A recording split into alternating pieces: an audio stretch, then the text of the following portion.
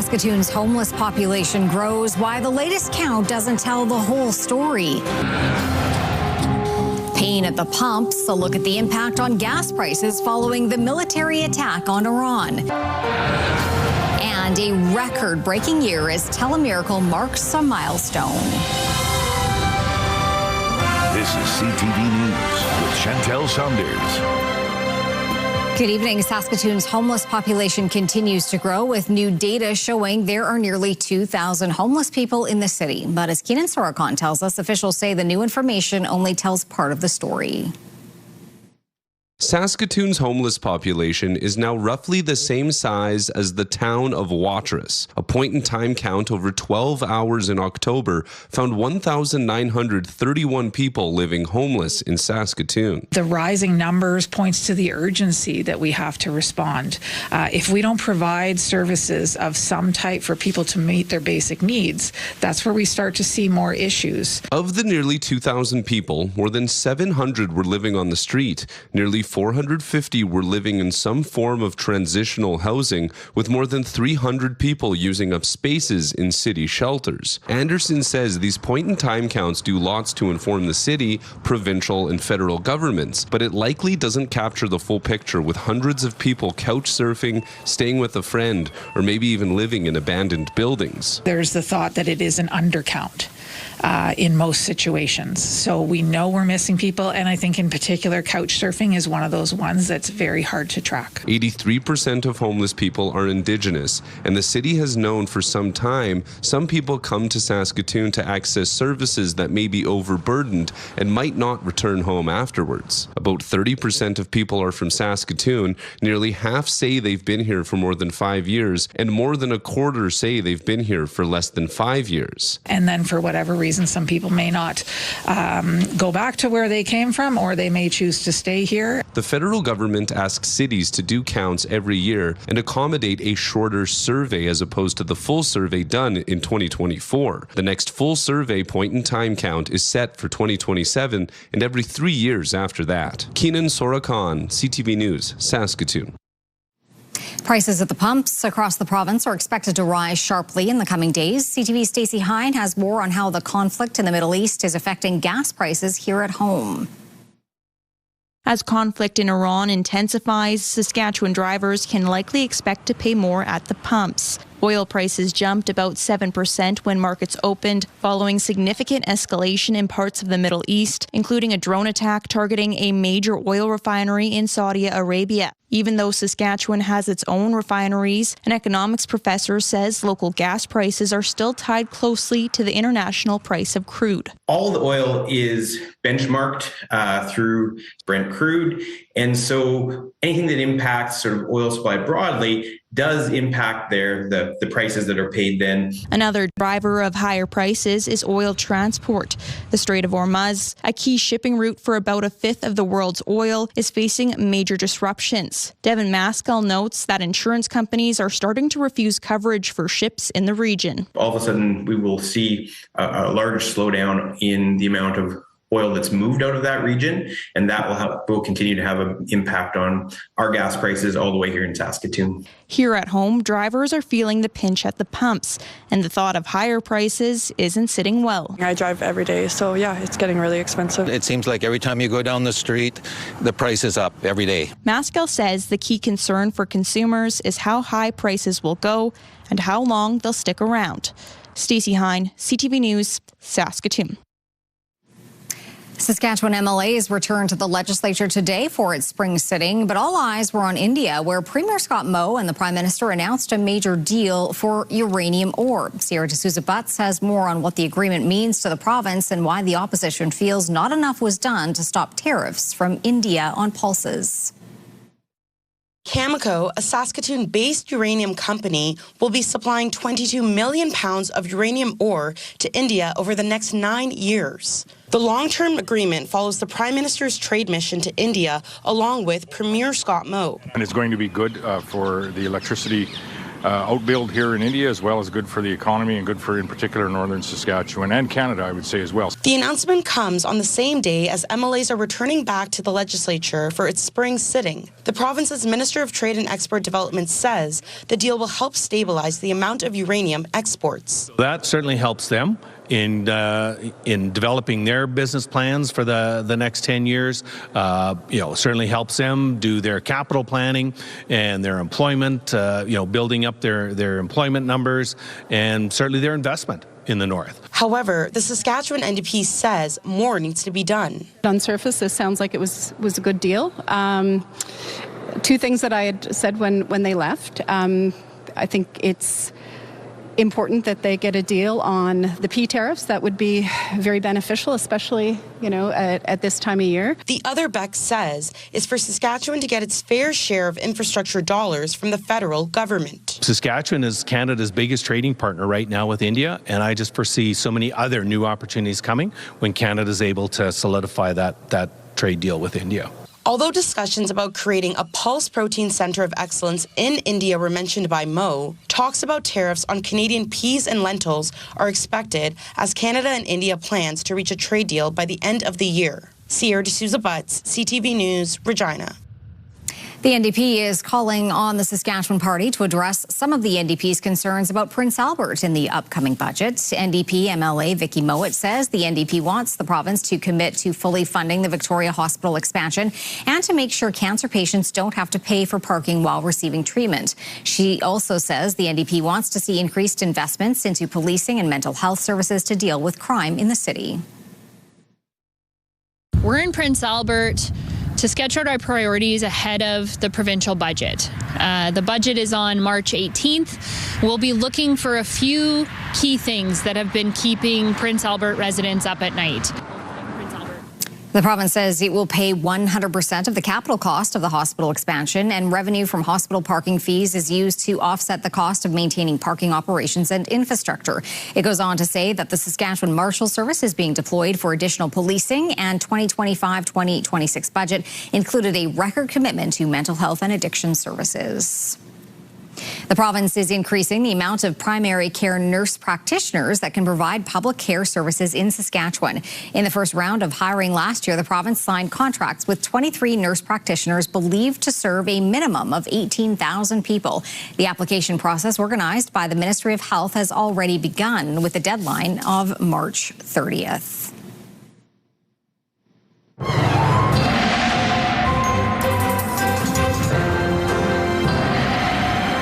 Jeff, a coolish start to the day, but things are looking up for the week. They most certainly are, especially towards the end of the week and into the weekend, Chantel. Right now, we're dealing with some snow that's moving through the province. Right now, Meadow Lake and Prince Albert, they're dealing with snow, but points north and points south of that, not so much. But yes, we do have some cold temperatures, particularly tomorrow, in store. But then as we make our way towards the end of the week, as I mentioned, temperatures really jumping up, and we're certainly looking at a lot of plus temperatures in the forecast, and we'll talk about that a little later on.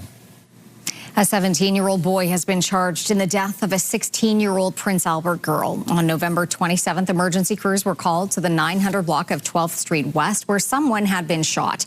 16-year-old Rihanna Cook died of her injuries. The youth, who cannot be named, was arrested during a traffic stop on Saturday. He has been charged with second-degree murder. He is the same 17-year-old boy who was originally arrested at the scene of Cook's death and later released. He is scheduled to be in court Wednesday morning to face the murder charge. A semi-driver has been ticketed after slamming into a police vehicle at the side of Highway 1 and almost hitting an RCMP officer. On Saturday afternoon, the officer had pulled over a vehicle along the Trans-Canada near Grand Coulee. When he was done and walking back to his vehicle, he saw a semi that did not pull into the passing lane traveling at highway speeds. To avoid getting hit, the officer ran into the ditch before the semi slammed into the officer's vehicle. The driver of the semi stopped and remained at the scene. He was issued a ticket for driving without due care and attention, and one for driving without reasonable consideration for others. RCMP in Nipawin are investigating after homemade tire deflatation devices were found on multiple streets in the community. This is one of 5 devices police found over the weekend. One was at the entrance of the RCMP detachment's parking lot. They were also found in other parts of town. Tire deflation devices are often used by police to flatten tires when suspects try to get away. The ones that were found in Nipawin were made of black drywall screws that were pulled through a white electrical cord. Anyone who knows who is responsible for making them is asked to contact RCMP. A Saskatoon restaurant that was temporarily closed after a customer found a cockroach in their sandwich has reopened. Pink Cadillacs was closed for a few days last week to allow staff at the restaurant to clean and address the issue. Following the disturbing discovery, the owner apologized online and said he was taking the issue seriously. The diner reopened on Saturday. As of Friday, health inspection reports noted ongoing pest control issues, but the owner said he and his staff have been working to make sure the restaurant is clean and up to code. People bundled up in Saskatoon over the weekend for the coldest night of the year. The event raised awareness and money for people who are homeless and those who experience hardship during the colder months. The event was held across the country. In Saskatoon, people had the option to walk either 2 or 5 kilometers. The YWCA and the Mustard Seed benefited locally from the money raised over the weekend. It's incredibly important for us to just get a little bit of a taste of that so that we keep it top of mind that the next time, maybe tomorrow or the next week or the month after, when we see someone who is suffering and is trying to survive in the cold, we interact with them with greater empathy and compassion and mercy. Nearly 40,000 people participated across the country, raising almost $15 million. It was a record-breaking year as Telemiracle marked a milestone over the weekend, raising more than $10 million to help Saskatchewan people. Hallie Mandrick has the story. It was a record-breaking year for Telemiracle 50. The golden anniversary raised a total of $10,521,072 for the Kinsman Foundation, marking the highest total that the telethon ever seen. This is wonderful. I really think that seeing the progression all the way along the line, the people are still great, and we are still serving the community's greatest need. This year saw an individual contribution of more than $2.3 million through a planned giving donation from Alice Tyndale, a lifelong supporter of Telemiracle who died in 2023 at the age of 91. That's incredible. Morel has been a volunteer for 47 of Telemiracle's 50 years. He says the impressive total is a reflection of the sense of community which runs through all of Saskatchewan. That is a reflection of the pioneer spirit that we have, neighbors helping neighbors all the way along the line. It's a sentiment that keeps many volunteers returning year after year. It's super. It's amazing how people open their hearts and their wallets. This is just the greatest. It's the best thing that I ever got into. Many are also working to ensure the next generation is finding things to love about Telemiracle. Probably getting my jersey autographed by and the picture by the Grey Cup. To be honest, I'm just excited to go in the audience and watch. So the Saskatchewan tradition can carry on for decades to come. I don't think that there is a telethon anywhere that has lasted longer. I'm not sure of that. So, there's a lot of pride there. Hallie Mandrick, CTV News, Saskatoon. When we think of the Olympics, the spotlight is usually on the athletes, but it's also a big moment for the officials. CTV's Laura Woodward has the story of hockey referees representing Saskatchewan on the world stage. 4 Saskatchewan hockey officials are back on home ice after working the world stage at the Winter Olympics. Sienna Murray and Michelle McKenna refereed, while Alex Clark and Tarrington Wyonzik worked the lines. They were among 10 Hockey Canada officials selected by the International Ice Hockey Federation. The Saskatchewan Junior Hockey League calls it a proud moment for the province. To see Sienna Murray officiating the biggest women's hockey game of all time so far, obviously what a thrill to know her and to be proud of her. For McKenna, it was her Olympic debut, a dream she's been chasing since she first started officiating at just 14 years old. For me, it definitely is the pinnacle of my career so far. So getting selected was a dream come true and something that I've been working towards forever. And it's just pretty amazing to actually kind of achieve that dream. Clark worked the women's bronze medal game where Switzerland defeated Sweden 2-1 in overtime. Another standout moment came during an Italian game. So that was fun to see, fun to watch, fun to experience the support that they had and just the passion in a home country. She says having 3 Saskatchewan women officiate at the Olympics sends a powerful message. I think it's a really good tribute to Hockey Saskatchewan and all the leagues that we work together in proving that their development programs they're doing are working, because to have 3 females from Saskatchewan go is unheard of. Laura Woodward, CTV News, Saskatoon. Still to come, we'll have the latest on the military attack on Iran, what Donald Trump is threatening as the unrest remains, and Iran escalates the situation.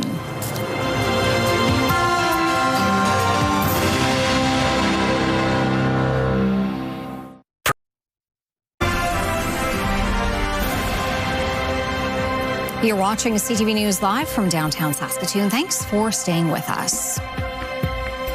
A warning from Donald Trump of bigger strikes to come as the U.S. and Israel again targeted Iran today. Iran has escalated the situation by lobbing hundreds of missiles at Arab states and U.S. bases. Hezbollah, Iran's proxy in Lebanon, is also firing rockets at Israel. Meanwhile, Iranians are fleeing the country in the hundreds to neighboring Turkey. It's where we find CTV's Adrian Gabriel. Unrelenting and punishing, just 3 days into this U.S.-Israeli-led military campaign against Iran, and the number of countries being pulled into this war is growing. Blasts echoed across Beirut today. Israel's military confirming it struck Hezbollah targets in Lebanon after the Iranian-backed group says it launched rockets and drones of their own into the Israeli city of Haifa. Visiting the site of a missile strike on a synagogue west of Jerusalem, where at least 9 people were killed, Israel's prime minister says he warned the world that Iran was capable of attacking Western allies. I stand here in a place that was bombarded by the terrorists in Tehran against innocent civilians. You see the difference. The tyrants of Tehran target civilians. We target the tyrants of Tehran to protect civilians. Though inside Iran, Red Crescent workers there say more than 500 people have been killed, including children, who died here following an airstrike that struck a school. In the early morning hours, multiple flashes can be seen in the sky as a drone strike hits a British Royal Air Force base in Cyprus. This coming just as the U.S. has been granted permission to use British military bases for defensive strikes on Iranian missile sites. In Kuwait, a U.S. fighter jet is seen spiraling to the ground, one of 3 American F-15s shot out of the sky following a friendly fire incident.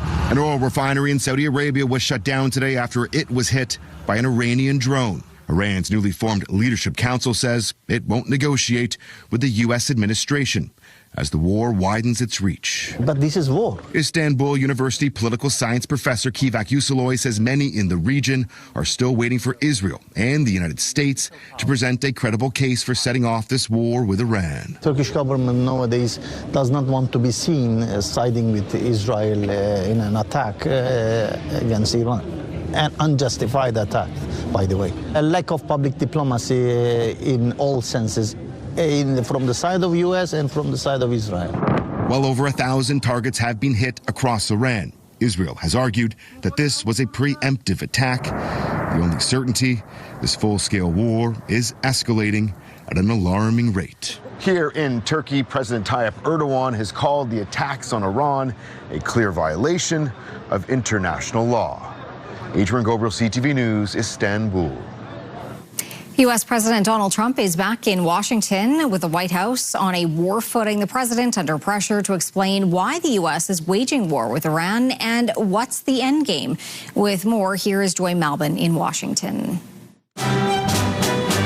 U.S. President Donald Trump is not backing down, claiming a nuclear-armed Iran was an imminent threat. They saw an opening, he said, and took it. This was our last best chance to strike what we're doing right now and eliminate the intolerable threats posed by this sick and sinister regime. The president says they've crushed Iran's leadership. Though he campaigned on no more wars, Trump predicted this one will last 4 to 5 weeks, but he's prepared to go even longer. As the war widens across the Middle East, the Pentagon confirmed 3 U.S. fighter jets were shot down in friendly fire by Kuwaiti forces. All 6 crew members are safe. But the Secretary of War insists this will be a short one, and it's not about regime change. This is not Iraq.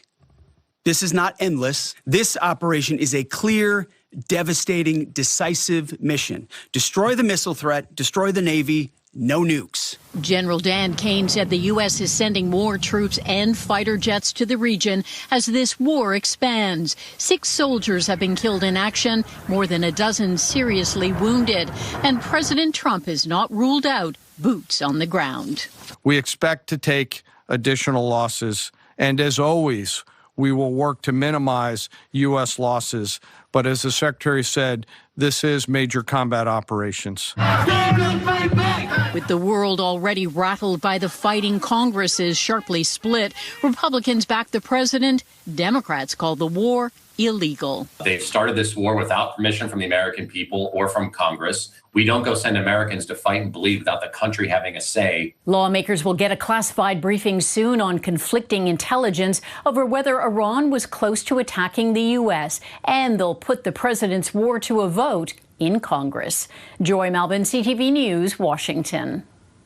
Swedish fighter jets are now on duty patrolling the airspace around Iceland. It's the first time Sweden is overseeing the strategic skies of that part of the North Atlantic since joining NATO in 2024. It's also an opportunity to show off one of their new jets to potential buyers like Canada. Jean-Pierre Boschman is traveling with the Swedish Army to get a closer look. The Swedish Air Force is on a milestone mission, taking on lead air policing duties over Iceland for the very first time. The plan was to lower the ramp of its Hercules transport plane to give the press a look, showing off its Gripen fighter jets in action. But poor weather scrapped that air-to-air operation, making it too risky for a peacetime maneuver. It's really gusting. Lieutenant Colonel Robin Arvidsson is a Swedish fighter pilot and squadron commander. But some days it's just too windy to fly, and it's not because the aircraft can't handle it in the air. It's because if we have to eject, we don't want to hurt ourselves. Sweden's Saab, maker of the Gripen, has been courting Canada, hoping to land a contract. Last year, Ottawa launched a review of its deal to purchase F-35s from U.S. manufacturer Lockheed Martin, and several defense experts argue that advanced fighter is best suited to defend Canada. The Swedish Air Force says the Gripen is built for this mission, a frequent flyer in the north. Since the Gripen is designed by a Swedish company, of course, the climate is no problem. And Canada also has harsh climate sometimes. And the Swedish Air Force, marking a century this year, is training to show its fighter jets and its operations as a whole fit in with its NATO allies. We have prepared for 98 out of the 100 years to defend Sweden, of course, and but to do it alone and do it from Swedish territory, and that is becoming more and more difficult task. For both Sweden and Canada, allies are key to defend the region from Russia's Arctic ambitions and China's increasing interest in the region. Sweden's rotation in Iceland is expected to stretch into mid-March, and Canada's decision on its fleet of fighter jets, well, we don't know when that decision will come. Jean-Pierre Boschman, CTV News, in the skies over Iceland. Canada's largest public sector union has filed a grievance as the Carney government pushes to slash the size of the federal civil service by 28,000 positions by 2029. The Public Service Alliance of Canada said it's made that grievance claim over a early retirement incentive program offered to thousands of workers. PSAC says it supports any effort to prevent involuntary layoffs, but it says the offers circumvent key obligations under existing collective agreements. The union called for a pause so consultations can take place, and while alternative positions are sought for potentially impacted employees. The government says the retirement incentives aren't available until the budget implementation bill becomes law. A 15-year-old from Calgary who was buried in an avalanche in Kananaskis, Alberta, has died. RCMP say two 15-year-old boys were caught in an avalanche in the Nikiska ski area on Friday. One teen managed to dig himself out while the second could not. Emergency crews located and pulled the second teen from the snow. He was taken to hospital where he died over the weekend.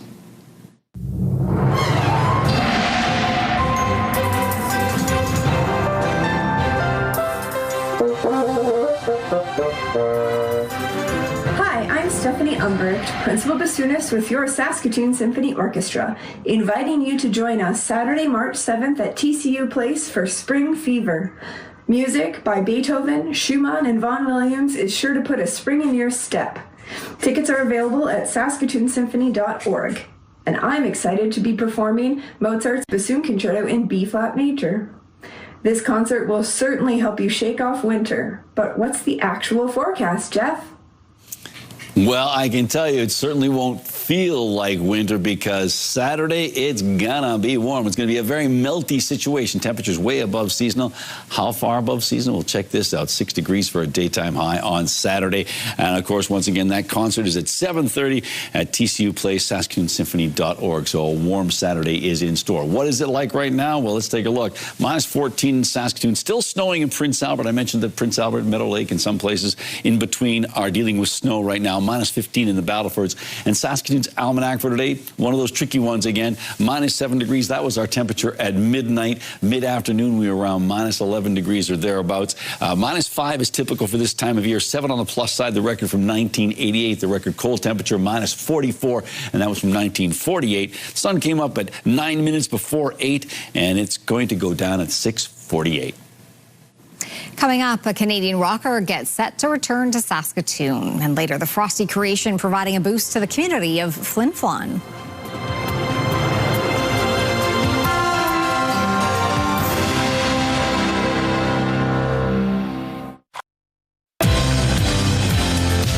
Saskatoon is no longer free of Dutch elm disease. Tuesday on Your Morning, what got us here, what's next, and can they get rid of it again? Make sure it doesn't happen elsewhere. All right, let's take a look through our live lens of Skycam. A few clouds out there, still a bit of sunlight breaking through the canopy, but those clouds will increase as we make our way into the evening. There's still a chance of some flurries, and we'll talk about the flurry situation in just a bit. Let's take a look at the satellite and radar shot here. So here's that system that continues to track through parts of Saskatchewan. Prince Albert, Meadow Lake, points in between, as I've already mentioned, are dealing with the snow right now, and some of that, as it slides southward, may clip Saskatoon and area, and we'll take a look at that later on. So minus 14 in Saskatoon, minus 17 in Prince Albert, and minus 15 in the Battlefords. And yeah, there's a bit of a bite to that situation. The wind in Saskatoon because of those cold temperatures and the stronger winds. 9 degrees for the hot spot in Saskatchewan today, minus 42 Uranium Sea. That is the cold spot for March the 2nd. As we take a look at what's going on, minus 16 degrees in Lloydminster, 3 on the plus side in Swift Current, and 1 on the plus side in Estevan, minus 4 in both Moose Jaw and Regina, minus 8 in York. And into central Saskatchewan and parts of the northern grain belt, temperatures ranging from a relatively balmy minus 6 degrees in Kindersley down to minus 18 in a number of communities. It's minus 10 in Wynyard. Up north, very cold, minus 26 in Stony Rapids, minus 27 in Collins Bay. It warms up to minus 22 in Buffalo Narrows and La Ronge. It's minus 20 right now in Sandy Bay, Island Falls. Down south, though, what a difference. 1 degree in Maple Creek, 7 in East End, and 8 in Coronach. A number of locations at 0 degrees, minus 1 in Leader, but then much cooler conditions as we make our way up towards the Yellowhead. Minus 10 in Outlook, minus 11 in Last Mountain Regional Park, minus 8 in Melville. So our futurecast indicating a second system rolling through as we make our way into the evening hours, and then another system sort of waiting in the wings there in Alberta. So we are not out of the snow entirely. We're certainly not out of the extremely cold weather. So right now there's an extreme cold warning in effect. This is of the yellow variety, but the purple indicates that it's extreme cold. And as you can see, that is in the far north. These places, this warning is triggered when we have wind chill values that are approaching minus 40.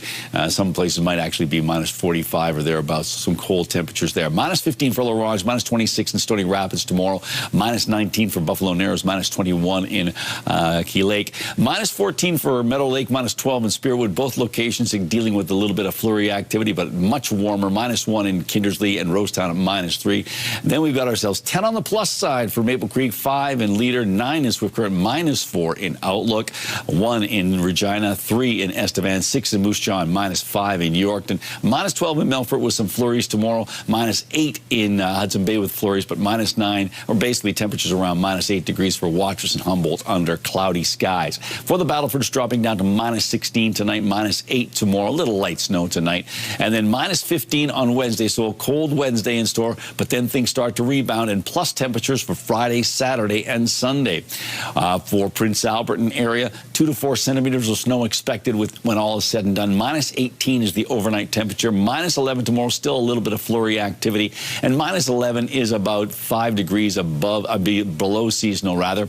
Minus 18 on Wednesday, and then Thursday, minus 9. 0 on Friday, but 5 on Saturday. Sunday and Monday, temperatures of around minus 3 degrees with about a 40% chance of flurries. And Saskatoon still expecting a little bit of flurry activity tonight on the edge of that system. Minus 16 degrees, the wind's backing off. And then minus 9 tomorrow, so yeah, it's below seasonal. And then even colder on Wednesday, minus 13 for a daytime high, but bouncing back a little bit on Thursday, but really bouncing back for the weekend. 2 on Friday, 6 on Saturday, 1 on Sunday, and 1 week from today, minus 2 degrees and a chance of some flurries.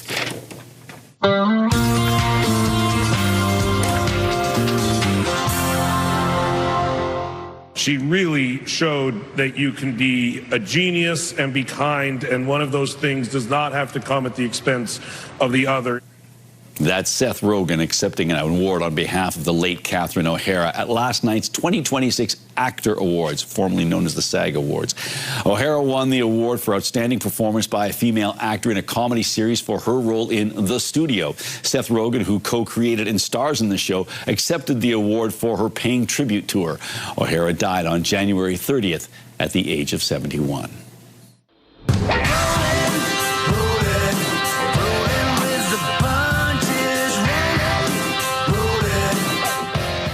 Bryan Adams is returning to Saskatoon later this year. He's bringing his Roll with the Punches tour to SaskTel Centre on Saturday, September 5th at 7:30. Tickets go on sale to the general public on Friday morning at 10.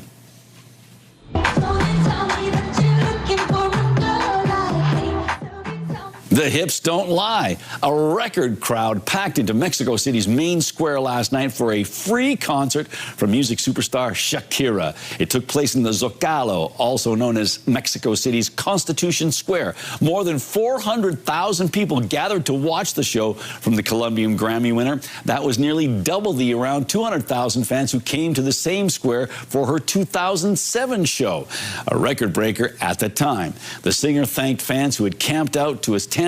Shakira remains one of the top-selling female musical artists in Mexico and in my heart. Did you add that little bit? Maybe. Okay, just checking. It's fine. It's fine. I didn't take you for a Shakira fan, but here we are. There we are. It's all good.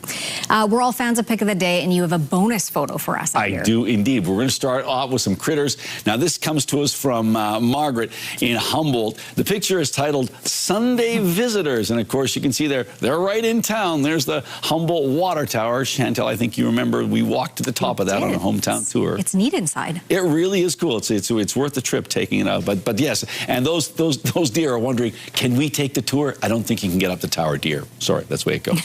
But the next one comes to us from Rita. Rita tells us this is a sharp-tailed grouse on Winterbale grazing site near Bigger. So I don't know what sharp-tailed grouse eat, but I hope it's getting some sort of nutrition there. And finally, here's our twofer. From Sandra Dancy up there in the Star City area. Sandra writes, a picture of the night ski at Wapiti last Saturday. We didn't get out in time to see the planets aligned because we were in the chalet watching, yes, the Lenvale elevators perform. It's all their fault. So thank you to Sandra for sending this picture. And it looks like that was a great time to be out at Wapiti, doing some skiing, looking at the sights, and then listening to some good tunes. So if you'd like to share an image with us, you can do so by sending it to CFQC News at ctv.ca. Please put pick of the day in the subject line. Maybe give us a little bit of a description, and you can send that to us. Still to come on CTV News, the cool creation sparking interest, how Flin Flon is drawing attention from around the world.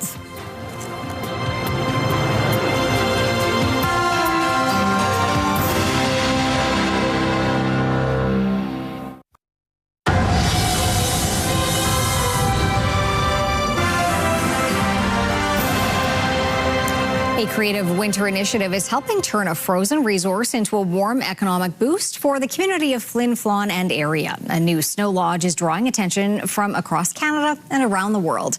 As Carla Shinkaruk found out, with wildfires threatening summer tourism in the region, the push to encourage winter visits is on. One of Canada's only snow lodges. What may look like simple blocks of ice are actually the building blocks of a bigger winter vision in Flin Flon. It's living up to its promise because it is profoundly beautiful. But not just that. This is one of Canada's only snow lodges and is helping to strengthen tourism. But the idea has skeptics because the area has seen such devastation due to wildfires. This is exactly what we should be doing, is showing resilience and showing the world that even if you go through tough times, you can absolutely do something perhaps a little crazy, but wonderful and fascinating and with excellence. And travel writer Ashlyn George gives the community huge kudos for taking this on. To take advantage of our winter season with all the activities that you can do is something that I think more communities need to do. I think Flin Flon, Denair Beach, and Creighton are leading the way when it comes to supporting people who want to come up for winter tourism. And this engineering marvel built at the local campground required clear ice. The search for that perfect ice led them just meters away. Well, let me go check this pond that's right near where our project's going to be. And nobody ever thought that would be the place where we're going to use it from. By sourcing the ice locally, crews streamlined the process and reduced costs, carefully cutting and moving each 100-kilogram block into place. The project incorporates Indigenous artists with history of trapping in the area also represented. The Snow Lodge is already gaining national and international attention with inquiries coming in. It's a really beautiful beacon of hope and resilience after such a tough year. It's hoped that an overnight accommodation will be added in the coming years also. Carla Shinkaruk, CTV News, Saskatoon. When we come back, an update from the Brier, and later Megadeth takes its talents from the stage to the ice in Saskatoon.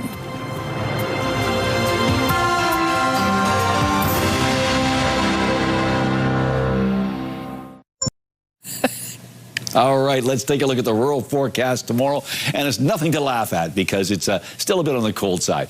We do have some snow falling, particularly north of the Yellowhead. South of the Yellowhead, not such a big deal. But yes, we still have some lingering snow. Temperatures in and around that minus 12 or minus 13 degree mark. But boy, you get south of the Yellowhead, it's really not an absolute line of demarcation, but it's pretty close because once you get south of the Yellowhead, things really do warm up. So much so that we have double-digit plus temperatures expected in Maple Creek and Coronach. It's 8 for East End and Cypress Hills and Rock Glen and Assiniboia. And even as we make our way towards the eastern side of the province, it's still pretty mild. Kenora at minus 6, but minus 1 on Broadview, 0 in Carlisle. So what do we expect in Central Butte? Well, I can tell you on Saturday, we can expect some curling because the ladies' bonspiel is going on in Central Butte on Saturday. And the weather for tomorrow, though, we've got ourselves partly or mainly cloudy skies, 6 degrees, so quite warm in that respect. I should say minus 6 winds. No, it's 6 on the plus side. Winds out of the west at 10, changing around to a southerly wind, so a nice day shaping up in Central Butte. And that's one of the many places where internet plans of up to 1 gig are available from SaskTel.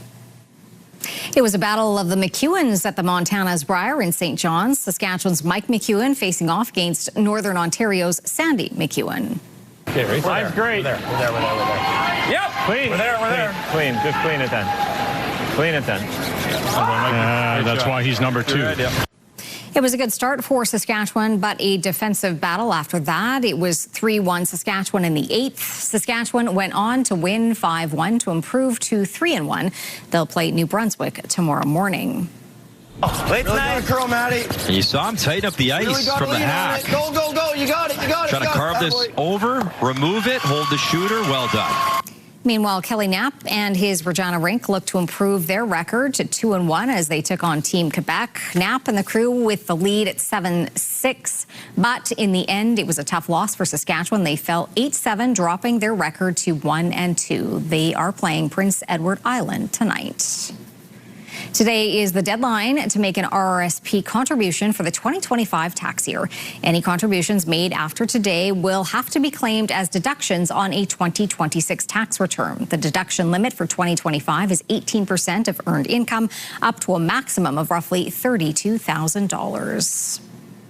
Energy prices surged today as tanker traffic came to a stop through the Strait of Hormuz following the U.S.-Israeli attack on Iran. Lindsay Biscaya has more.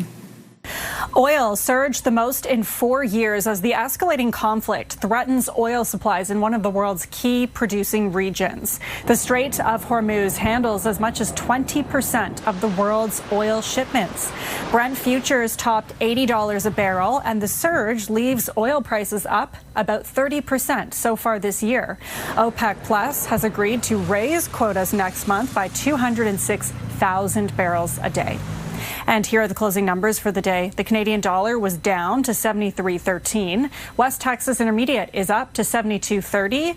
Western Canadian Select also up to end the day to 52.93. And the TSX is also up more than 200 points. Those are your business headlines. I'm Lindsay Biscaya. Coming up, the sport that combines the love of horses and skiing. Then a mega performance from a heavy metal band recently in Saskatoon.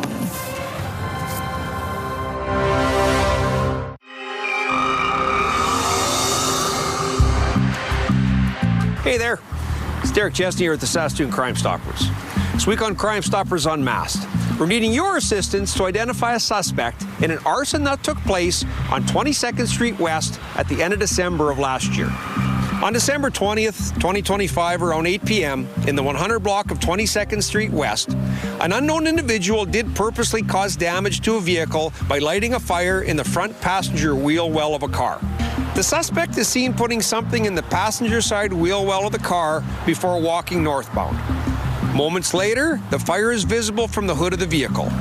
The car sustained major damage and was deemed a total write-off. The footage shows a suspect wearing a black jacket with the hood up, khaki pants, and black shoes. Do you have information about this suspect or information about any other crime? If so, please give us a call at 1-800-222-8477, or you can leave a tip online at SaskatoonCrimeStoppers.com. You can check out our Facebook, Instagram, and our homepage for photos of the suspect and other active crimes within the city. We pay cash rewards of up to $2,000 for information that leads to an arrest. We don't want your name, we just want your assistance. Saskatoon CrimeStoppers, do your part to stop crime in our community. Select Hair Services brought to you by Sage, the beauty bar. We've got another great night of entertainment coming up right here tonight at 7, starting with Extracted. Well, the love of horse racing and skiing came together over the weekend in Saskatoon.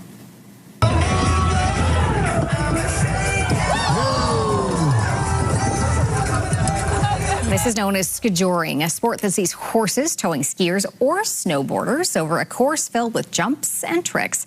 Skijorers from beginner to pro between the ages of 10 and 40 took to the course over the weekend at Optimist Hill. The event put on by Skijoring in Sask. It's the second annual event like this in Saskatoon, but it's the first that was organized completely by locals. Looks like a lot of fun. It was pretty cool to be out there as Optimist Hill, and there was a nice crowd out there, and people were enjoying themselves. And so, yeah, I'm looking forward to it. It's a return next year. Mm-hmm. All right.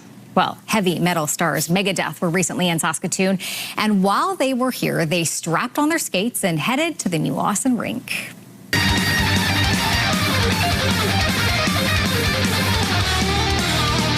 A video posted to YouTube shows the band playing their song Let There Be Shred. It's off their new self-titled album recently released. The video features guitarist Timu Mandatasari doing laps around the rink with downtown Saskatoon in the background. Megadeth, of course, played Saskatoon Centre February 24th last week, so must have been making use of their time. I think so. It's like, and it looks like he's pretty good on those skates. He does. Looks like he can wheel pretty good. So talented guy. Mm-hmm. Very cool. It's nice to see Saskatoon in this. Yes, it's great. It's great to see it. Of course, it's a fabulous place to go skating. So you get the chance to do that before things get too warm, because it is going to get warm this weekend. Rubber ice this weekend if they allow you to go out there at all.